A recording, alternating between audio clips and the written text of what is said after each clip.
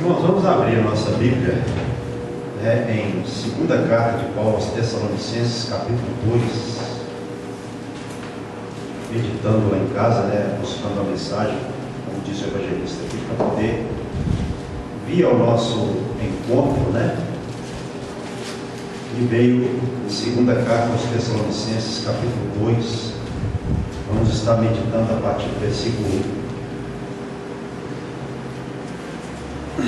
Enquanto os irmãos estão procurando de alguma maneira para a gente ganhar tempo, Senhor, te agradecemos por tudo, meu Pai, que foi feito até aqui. E eu creio que há de continuar o Senhor operando agora por meio da pregação oficial da noite. Ó Deus, usa-me conforme a tua vontade, pelo perdão dos pecados, eu me atento mais uma vez na presença do Senhor para pregar a tua palavra, para alimentar a igreja. O Senhor vem usar conforme a tua vontade para que a igreja saia daqui mais forte do que entrou pela mensagem, meu Pai. Com certeza falará aos nossos corações, em nome de Jesus, amém, e graças a Deus. Que você possa, se pudesse, colocar sobre os seus pés. Depois que nós lermos, que nós meditarmos aqui na leitura, você pode se sentar. Segunda carta aos Tessalonicenses, capítulo 2, versículo 8. Capítulo 2, verso 1 em diante. Amém. Irmãos, no que diz respeito à vinda de nosso Senhor Jesus Cristo e à nossa reunião com Ele, nós vos exortamos a que não vos demovais da vossa mente com facilidade, nem vos perturbeis, quer por epístola ou por espírito, quer por palavra, quer por epístola, como se procedesse de nós, supondo tenha chegado o dia do Senhor. Ninguém de nenhum modo vos engane, porque isso não acontecerá sem que primeiro venha a apostasia e seja revelado o homem da iniquidade, o filho da perdição, o qual se opõe e se levanta contra tudo que se chama Deus, ou é objeto de culto, a ponto de assentar-se no santuário de Deus, ostentando-se como se fosse o próprio Deus.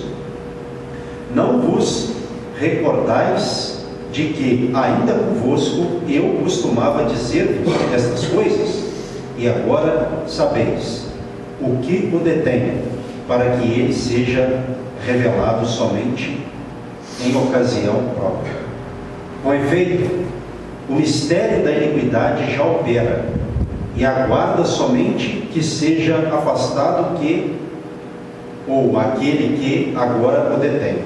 Então será de fato revelado o iníquo, a quem o Senhor Jesus matará com o sopro de sua boca e o destruirá pela manifestação de sua vida. Ora, o aparecimento do iníquo é segundo a eficácia de Satanás, com todo o poder e sinais e prodígios da mentira, e com todo o engano de injustiça aos que perecem, porque não acolheram o amor da verdade para serem salvos. E por este motivo, pois que Deus lhes manda a operação do erro para darem crédito à mentira, a fim de serem julgados todos quantos não deram crédito à verdade, antes, pelo contrário, deleitaram-se com justiça. A igreja pode ser sentada. Amém.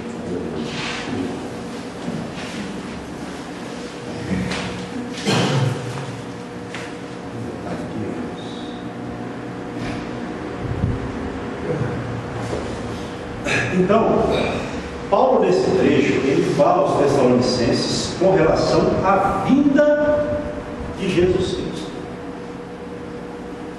Como ele começou aqui no versículo de número 1. Irmãos, no que diz respeito à vinda de nosso Senhor Jesus Cristo e à nossa reunião com Ele, não vos exortamos a que não vos demovais da vossa mente com facilidade, nem vos perturbeis, quer por espírito, quer por palavra, quer por epístola, como se procedesse de nós, supondo que tenha chegado o dia do Senhor.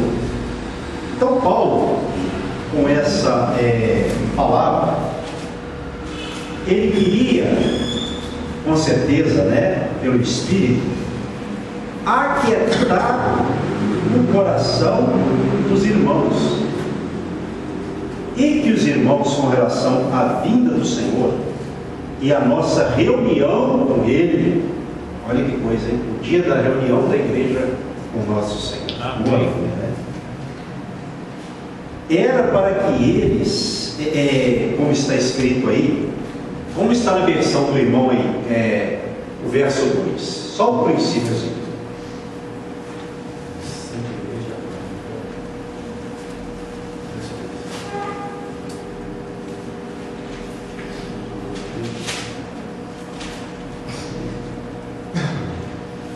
Assim, que não vos movais facilmente do vosso entendimento, nem vos perturbeis, que por Espírito, por palavra e por epístola, como de nós, como se o dia de Cristo estivesse já perto. Quer dizer, era para que eles não mudassem, né? Para que eles não desviassem. Aqui não, verso 2: vos demovais da vossa mente. Lê só novamente essa primeira parte, Paulo. Só a primeira parte.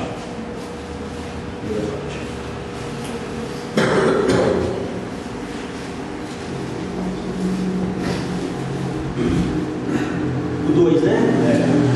Que não vos movais facilmente. Quer dizer, era para que eles entendessem isso, porque havia naquela época muitas mensagens, pregações sobre a vinda de Cristo, né? E pregações que eram sem base, na verdade. E isso às vezes deixava os irmãos assim, né? Será que o Senhor vai vir amanhã ou daqui a uma semana? E era aquela apreensão, né? Eles ficavam assim, desconfiados, pensando naquilo. E Paulo, ele pelo Espírito, escreve aos irmãos, envia essas mensagens, né? Todas essas mensagens da carta, né? Como toda carta, como uma mensagem também, aos irmãos, para que eles não se perturbassem com isso. Porque, com certeza, algumas pessoas se perturbavam dentro da igreja, com essa incerteza, quando o Senhor virá. Muitos até pensaram, né, que Cristo, ele viria para a época deles. Muitos, à época dos apóstolos, né, eles pensaram assim, que Cristo viria para a época deles.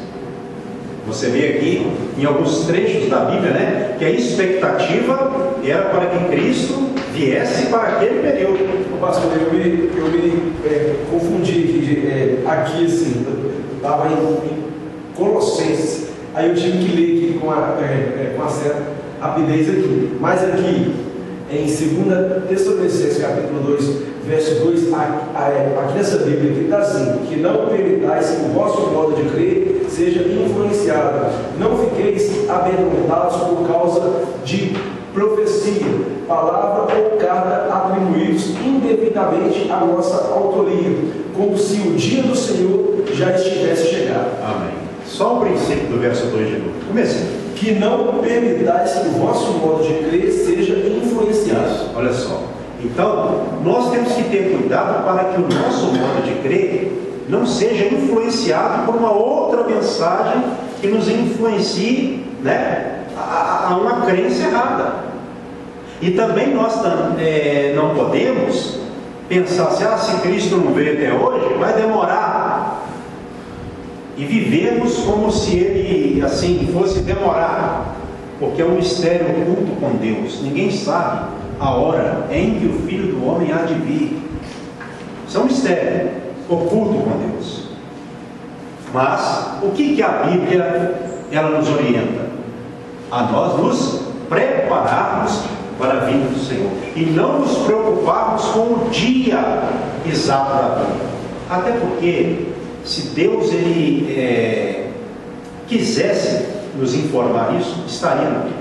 Mas a própria Bíblia diz que ninguém sabe o dia nem a hora em que o Filho do Homem há de vir. Mas nos orienta a cada um estar se preparando para o dia do Senhor. Às vezes eu falo isso, por exemplo, uma pessoa que morre hoje, num certo sentido, discutido em termos de salvação ou condenação, Cristo para essa pessoa já veio nesse sentido. Ou seja, a salvação ou condenação dela, o estado de vida após a morte dela já foi definido. Não tem como mais, né? Ela ser assim salva se ela morreu condenada. Não tem como, porque a preparação é em vida, né? Mas com relação à nossa vida aqui na Terra, né, nós temos que ter isso em mente. E Paulo foi muito aqui profundo quando ele disse, que vocês não se perturbem, nem por qualquer espírito ou revelação, profecia, nem por epístola. Não é, olha só, nem por carta, né? Epístola é carta. Como se procedesse de nós, supondo tenha chegado o dia do Senhor. Irmãos, não existe revelação, nem profecia, nem qualquer outra escritura além da Bíblia que possa, prevalecer contra a Bíblia. Por isso que quem lê a Bíblia e presta atenção, ele tem quietude no seu espírito, ele tem paz. Você já notou que as pessoas que elas têm um contato mal com a palavra, elas não se perturbam quando chega uma revelação dessas que chegam por aí de vez em quando, né? Nova, o fulano recebeu a revelação de Deus. Aí você vai ver que aquela revelação está contradizendo o que diz a palavra. Aí começa o problema. Mas aquele que já conhece a palavra, ele fica tranquilo e até refuta, né? Essa revelação é nova, está agitando o mundo cristão, o mundo evangélico, mas não é o que a Bíblia diz, não. Vamos lá para a Bíblia. A importância de conhecer. O Paulo não queria que os tessalonicenses se perturbassem com nada, nem com revelação, profecia ou uma carta, com nada. Que eles tivessem essa quietude, essa paz e essa fé, né? Com relação ao dia do Senhor. E ele começa a falar no verso 3, ninguém de nenhum modo vos engane, porque isso não acontecerá, a vida de Cristo não vai acontecer sem que primeiro venha a apostasia. A palavra para apostasia aqui é rebelião. Apostasia significa abandono de fé, mas aqui é rebelião, né? E seja revelado o homem da iniquidade, o filho da perdição. Então a Bíblia fala que primeiro vai se levantar um homem, que é chamado homem da iniquidade, um homem iníquo, perverso, não é? O filho da perdição. Aqui pode significar tanto aquele que traz a destruição, o anticristo, exatamente, ou aquele que está condenado ao fogo eterno, certo? Essa palavra aqui, filho da perdição, tem esses dois significados, né? Tem outros também, mas basicamente eu vejo assim, certo? Porque quando fala filho da perdição, quer dizer, ele é tão perverso, ele fala só de um, você. Isso, ele é tão perverso que a Bíblia chama ele de filho da perdição. A perdição é a mãe dele, está entendendo aqui a linguagem? Filho da perdição. Então ele está destinado à condenação, de tão perverso que ele é. E também ele vai trazer essa destruição. Pastor, mas isso está acontecendo desde quando o mundo é mundo. Lógico, o espírito do anticristo já age no mundo desde quando o mundo é mundo, isso é fato. Mas aqui nós entendemos que vai se levantar alguém, não é? Um homem muito perverso e usado muito por Satanás.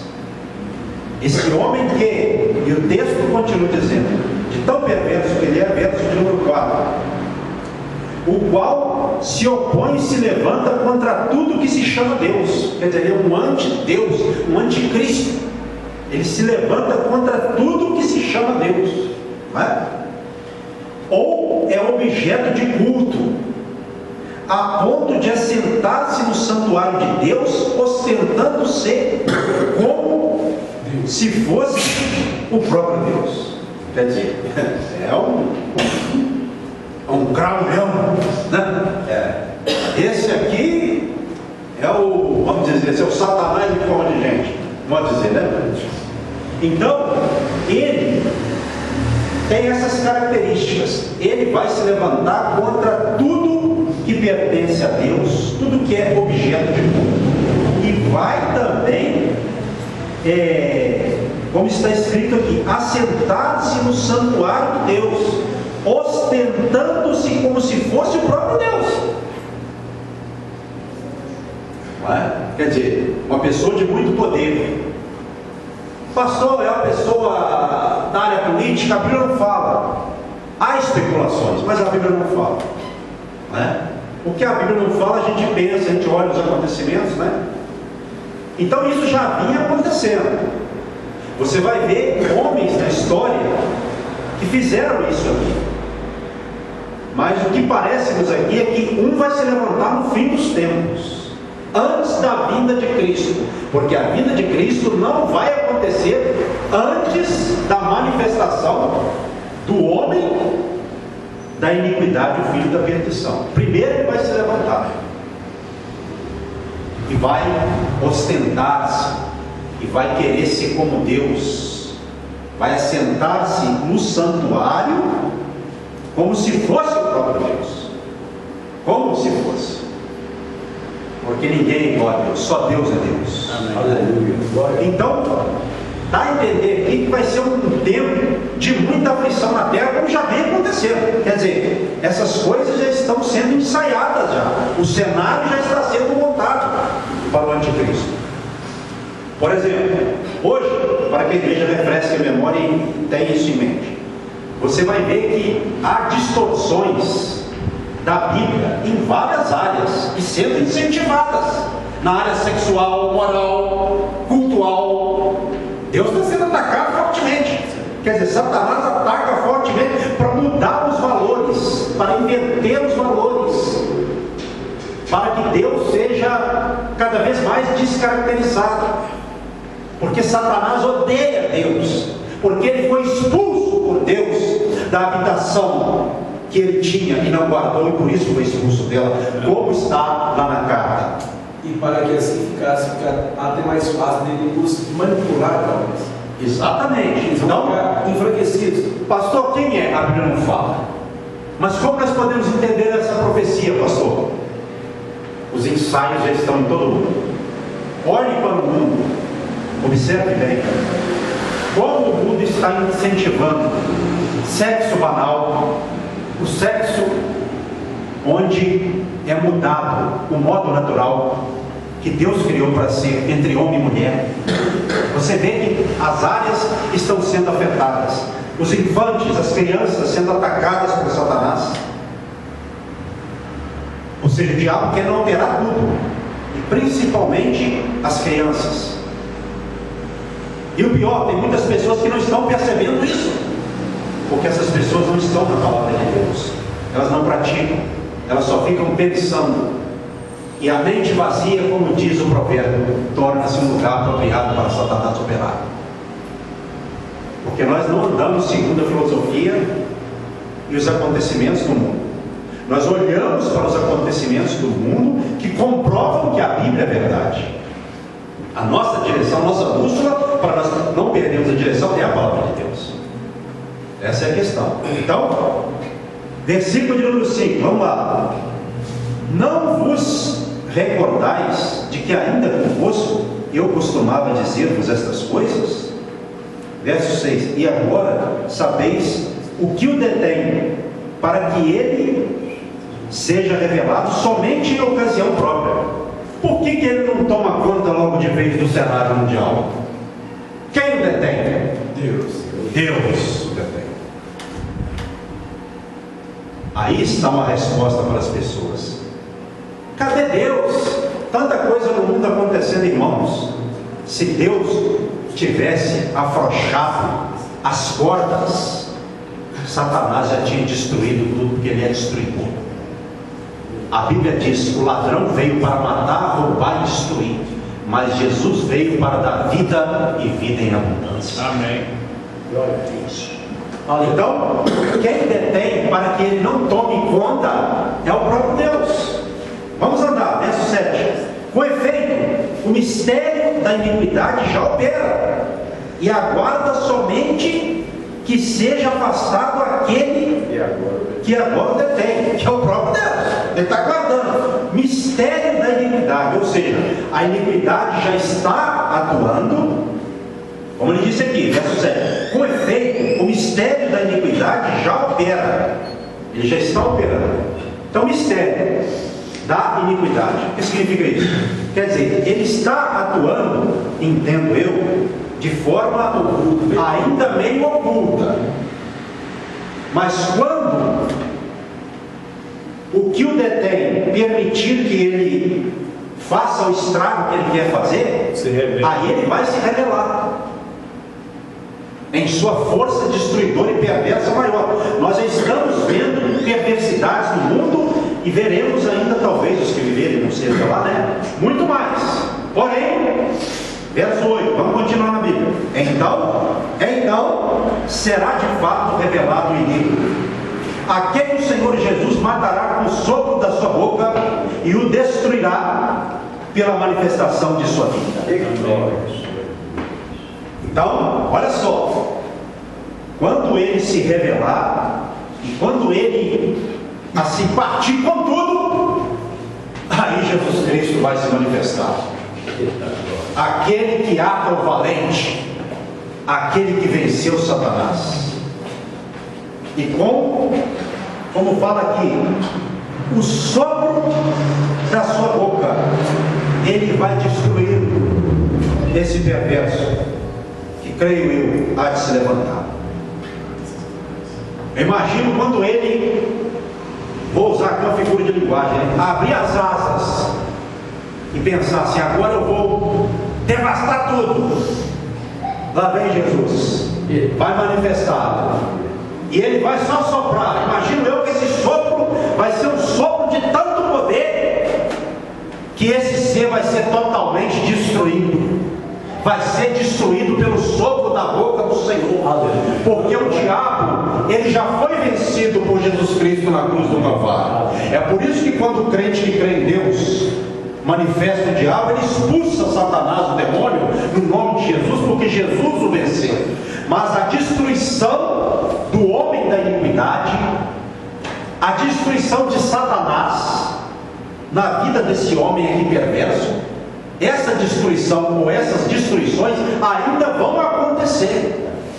Mas esse ser vai cair o homem da iniquidade, vai cair a besta, o falso profeta. Satanás será lançado do lago de fogo e enxofre, que é a segunda morte. Mas aqui Jesus com sopro de sua boca, e é a manifestação de sua vida. Ou seja, quando ele vier, vai ser uma vinda de juízo. Aleluia. Esse homem perverso, que por um tempo vai se portar como sendo Deus, né? Querendo ser Deus, ali usurpando, tomando uma glória que não é dele, aquele que realmente tem essa glória vai se manifestar e vai destruir. Então a vinda de Cristo vai ser uma vinda para quê também? Para a destruição do homem da iniquidade, o filho da perdição. Amém. Guarde isso. Porque às vezes a pessoa lê um trecho desse e foca só no homem perverso e iníquo, né? Não, você tem que focar em Jesus. Ele vai fazer uma coisa, mas ele vai cair.